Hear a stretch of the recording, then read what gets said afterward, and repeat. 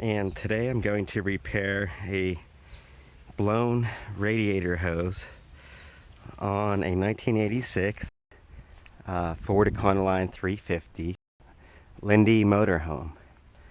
What happened was, yesterday there was this huge billowing smoke and this main top radiator hose blew off. The clamp, I have a new one here, but the clamp literally just severed in two. So this is a very easy repair.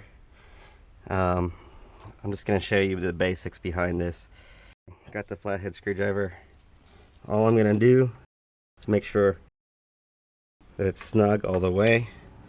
Okay, so I'm just going to tighten the first clamp.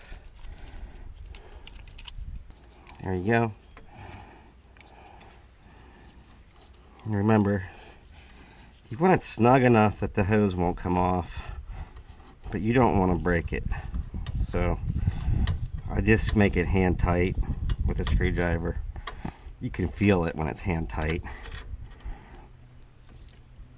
Okay, and then all you do is do the second one. You don't have to do two.